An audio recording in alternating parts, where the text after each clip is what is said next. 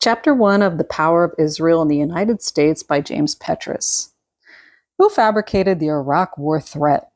The debate and criticism in the U.S. Congress and media of the Bush administration's fabricated evidence of Iraq's possession of weapons of mass destruction and a host of other misconduct, lying to Congress, military tribunals in Guantanamo, torture in Abu Ghraib, CIA renditions, spying on Americans, and corruption in general, has finally reached the point of a congressional attempt to generate an impeachment query. The initial investigation and testimony of top U.S. and civilian officials in the Pentagon and State Department, which revealed profound differences and divisions between themselves and the political appointees, has now been embellished by public statements against the Bush administration from retired generals who claimed to reflect the views of the active military and called for the resignation of Donald Rumsfeld. The testimony and evidence of the professionals' revelations have been crucial to understanding the structure of real power in the Bush administration, since it is in times of crisis and divisions in the governing class that we, the public, are given insights into who governs and for whom. The ongoing debate, criticism, and division in Washington today provide just such instances. After years of UN inspections and comprehensive 15-month search by the Iraq Survey Group, following thousands of searches and interviews by close to 10,000 U.S. military, intelligence, and scientific inspectors, it has been definitively demonstrated and at last admitted by President George W. Bush that Iraq did not possess weapons of mass destruction or even of useful national defense. This raised the key question: who in the Bush regime provided the fabricated evidence and for what purpose? The initial response to the Bush apologists was to attribute the fabrications to bureaucratic errors and communication failures, or, as then Deputy Secretary of Defense Paul Wolfowitz cynically claimed, to the need to secure a consensus for the war policy. CIA Director Tenet became the self-confessed scapegoat for the mistakes. As the investigations progressed, however, testimony from a multiplicity of high-level sources in the regime revealed that there were two channels of policymaking and advisors. One, the formal structure, made up of career professional military and civilians in the Pentagon and State Department, and two, a parallel structure within the Pentagon made up of political appointees. From all available evidence, it was the unofficial political advisors organized by Wolfowitz, Feith, and Rumsfeld in the Office of Special Plans, OSP, who were the source of the fabricated evidence, which was used to justify the invasion and occupation of Iraq. The OSP, which only existed briefly from September 2002 to June 2003, was headed by Abram Shulsky and included other neoconservatives who had virtually no professional knowledge or qualification in intelligence and military affairs. Douglas Feith, then Undersecretary of Defense, and Paul Wolfowitz set up the OSP. Shulsky was an avid follower and protege of Richard Peel, the well-known militarist and longtime supporter of military attacks on Arab regimes in the Middle East. According to the testimony of a Pentagon insider, Lieutenant Colonel Karen Kwiatkowski, who worked in the Office of the Undersecretary of Defense for Policy, Near East and South Asia Division, and Special Plans in the Pentagon, the civil service and active duty military professionals were noticeably uninvolved in key areas of interest to Feith, Wolfowitz, and Rumsfeld, namely Israel, Iraq, and Saudi Arabia. Lieutenant Colonel Kwiatkowski went on to specify that in terms of Israel and Iraq, all primary staff work was conducted by political appointees. In the case of Israel, a desk officer appointee from the Washington Institute for Near East Policy, and in the case of Iraq, Abe Shulsky. Equally important, the ex-Pentagon official addressed the existence of cross-agency cliques. She described how the members of a variety of neoconservative and pro-Israel organizations, Project for a New American Century, the Center for Security Policy, and the American Enterprise Institute, also held office in the Bush regime and only interacted among themselves across the various agencies. She pointed out that major decisions resulted from groupthink, the uncritical acceptance of prevailing points of view, and the uncritical acceptance of extremely narrow and isolated views. Kwiatkowski was forced to resign by her chief after she told him that some folks in the cliques and networks in the Pentagon may be sitting beside Hussein in the War Crimes Tribunal for their destructive war and occupation policy. What became very clear was that the OSP and its directors, Feith and Wolfowitz, were specifically responsible for the fabricated evidence of the weapons of mass destruction that justified the war in Iraq. The OSP and the other members of the networks that operated throughout key U.S. agencies shared a right-wing, pro-militarist ideology and were fanatically pro-Israel. Feith and Pearl authored an infamous policy paper in 1996 for Likud party extremists, Benjamin Netanyahu, entitled "A Clean Break, a New Strategy for Securing the Realm," which called for the destruction of Saddam Hussein and his replacement by a Hashemite monarch. The governments of Syria, Lebanon, Saudi Arabia, and Iran would then have to be overthrown or destabilized, the paper asserted, in order for Israel to be secure in a kind of greater Israel co-prosperity sphere. The finger clearly pointed to Zionist zealots who directed the OSP, like Abram Shulsky and Feith, as the source for the phony intelligence which led to the war that Wolfowitz and Rumsfeld were seeking. The manner in which the Zionist zealots organized and acted as a clique of arrogant, like-minded fanatics hostile to any contrary viewpoints from the professional intelligence, civilian, and military officials indicated that their loyalties and links were somewhere else, mostly evidently with the Sharon regime of Israel. As the Guardian's Julian Borger wrote on July 17, 2003, the OSP forged close ties to a parallel ad hoc intelligence operation inside Ariel Sharon's office in Israel, specifically to bypass Mossad and provide the Bush administration with more alarmist reports on Saddam's Iraq than Mossad was prepared to authorize.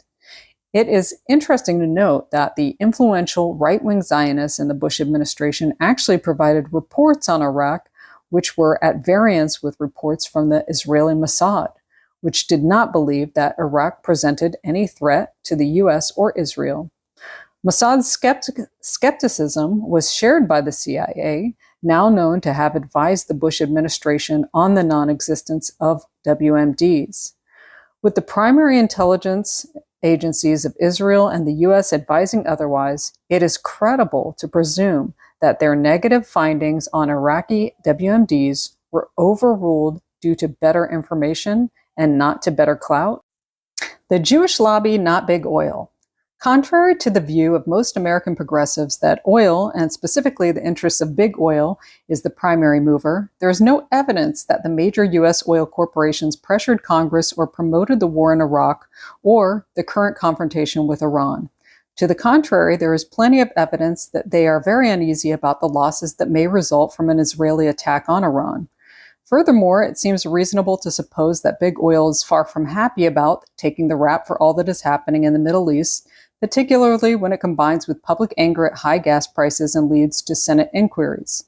There is an abundance of evidence for the past 15 years that 1, the oil companies did not promote a war policy, 2, the wars have prejudiced their interests, operations, and agreements with prominent Arab and Islamic regimes in the region, 3, the interests of the oil companies have been sacrificed to the state interests of Israel, and 4, the power of the pro-Israel lobbies exceeds that of the oil companies in shaping U.S. Middle East policy.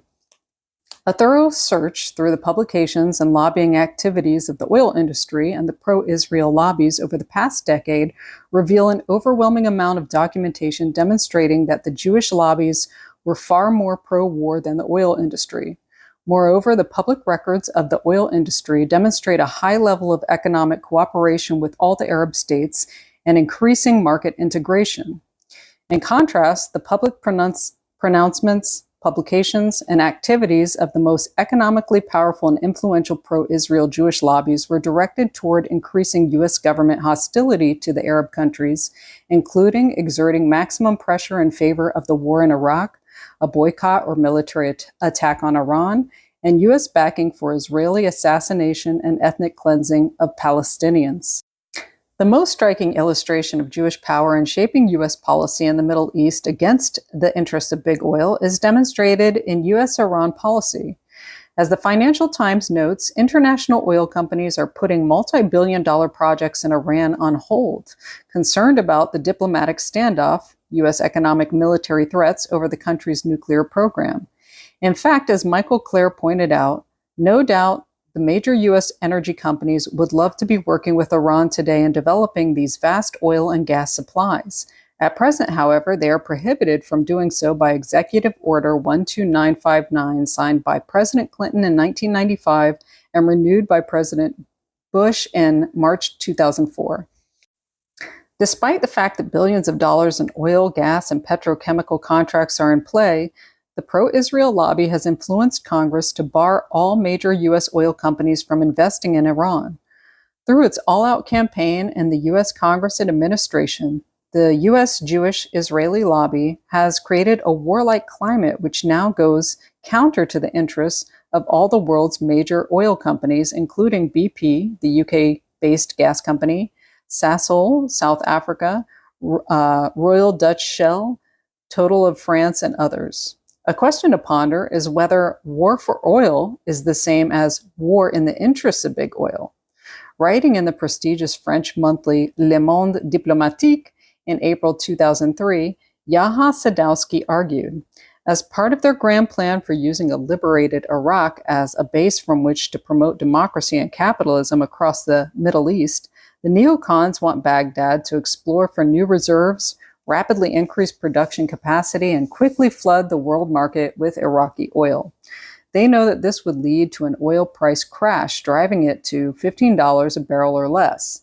They hope that this collapse will stimulate economic growth in the U.S. and the West, finally destroy OPEC, the Organization of Petroleum Exporting Countries, wreck the economies of rogue states, Iran, Syria, Libya, and create more opportunities for regime change and democratization. Multinational companies, giants such as ExxonMobil, British Petroleum, Shell, Total, and Chevron Texaco, have diversified sources of production and have less to fear from a price collapse. But the U.S. administration does not listen to them. Most are not even American. But when Bush Jr. was elected, they lobbied hard for a repeal of the Iran-Libya Sanctions Act and other embargoes that curbed their expansion of holdings in the Middle East. The Bush team rebuffed their pleas, and Vice President Dick Cheney produced his 2001 national energy policy that focused on opening new areas within the U.S. for energy exploration. Multinational oil companies, U.S. and other, have plenty to be ashamed of, from their despoliation of the Niger Delta to their support for state terrorism in Indonesia. But they have not been pushing for a war against Iraq. The Bush administration planned its campaign against Baghdad without input from these companies and apparently without a clue about the basics of oil economics. The neocon objective of bringing down OPEC while achieving access to oil for Israel was foiled by the dismal state of the Iraqi oil infrastructure, after the impact of a decade of international sanctions, as Sadowski argued, and by the Iraqi resistance, which has rendered the prospect of any bonanza from Iraqi oil revenues moot. To understand the central role of the Zionist ideologues in shaping U.S. foreign policy in the Middle East and elsewhere, it is important to frame it in the context of U.S.-Israel relations and the powerful influence of the pro-Israel lobby inside of the U.S. As Patrick Seal described them in the liberal U.S. weekly, The National, the friends of Ariel Sharon loathe Arabs and Muslims. What they wished for was an improvement in Israel's military and strategic environment. The U.S. invasion of Iraq and its aggressive military posture toward most Arab regimes in the Middle East made the names of these Zionist policymakers known to the world. Wolfowitz and Feith were second and third in command of the Pentagon. Their protégés in the OPS included Abram Shulsky, Richard Pearl, then chairman of the Defense Policy Board, and Elliot Abrams, a defender of the Guatemalan genocide of the 1980s, and then senior director for Near East and North African Affairs for the National Security Council. Washington's most influential pro-Israel zealots include William Kristol and Robert Kagan of the Weekly Standard, the Pipes family, and a large number of pro-Israel institutes which work closely with and share the outlook of the right-wing Zionists in the Pentagon. The consensus among U.S. critics of the Bush administration is that 9/11 provided the right-wing Zionist zealots with a unique chance to harness U.S. Middle East policy and military power in Israel's interests, and succeeded in getting the United States to apply the doctrine of preemptive war to Israel's enemies. The evidence implicating the U.S. Zionists in the war policy was so overwhelming that even the mainstream Zionist organizations refrained from crying anti-Semitism. Concerned more with Israeli supremacy than U.S. military losses, the zealous Zionists ignored the emerging quagmire of the U.S. military in Iraq and went on to plan new wars targeting Iran, Syria, Lebanon, and even Saudi Arabia, raising a whole new series of intelligence reports accusing the Arabs of funding, protecting, and promoting terrorism. Their prefabricated intelligence continued to flow while they were in government office, and does so even today. As U.S. military casualties mount daily in Iraq, with an unofficial estimate of 2,579 U.S. deaths by August 1, 2006, as the military costs of the war near $300 billion and further undermine the U.S. economy, the American public has become disenchanted with the Bush administration as the public investigations proceeded, the operations of the OSP, and the identity of its architects and propagandists who promoted the U.S. war against Iraq and for Israeli supremacy were made public. Yet what might have been anticipated as a harsh and righteous backlash by the American public against the neoconservative Zionist ideologues and their networks in and out of the government in general is only slowly mounting, and may not rise sufficiently swiftly to deflect their plans for a forthcoming war against Iran. True, the OSP has been shut down, Paul Wolfowitz has been forced out of the Pentagon and moved to the World Bank, Douglas Feith seems to find a niche in academia, and Richard Perle has resigned his chairmanship of the Defense Policy Board. But Elliott Abrams' star is on the ascendant. Donald Rumsfeld, however attacked by his own generals, remains under presidential protection in the Department of Defense. Dick Cheney remains in the saddle, and the Bush administration has moved on to target Iran in terms of processes startlingly similar to those which proceeded against Iraq. Though the understanding of the general public appears to have moved beyond the original official reasons for war, WMDs, the presence of al-Qaeda, and bringing democracy, and even beyond its supplemental pretexts, regime change, human rights, the present focus of both public and progressive criticism is directed largely toward the interests of big oil, or empire, as the source of the conflict. The notion that the U.S. went to war against Iraq for the greater good of Israel remains largely absent from commentary in the major media. A very small number of progressive Jews raised serious questions about the uncritical support of Israel by mainstream Jewish organizations and were sharply critical of the Zionist zealots in the Pentagon. However, in the wake of the firestorm ignited by the publication of the Mearsheimer and Walt article, The Israel Lobby, in the London Review in March 2006, it seems clear that the extent of Israeli influence not only on U.S. Middle East policy, but on America's democratic political institutions and processes as a whole poses a much greater problem for progressive Americans, especially since most progressive Jews went into denial, denying the relevance of the essay and denying the power of the Jewish lobby to impact American foreign policy, a point that will be more fully elaborated in a later chapter.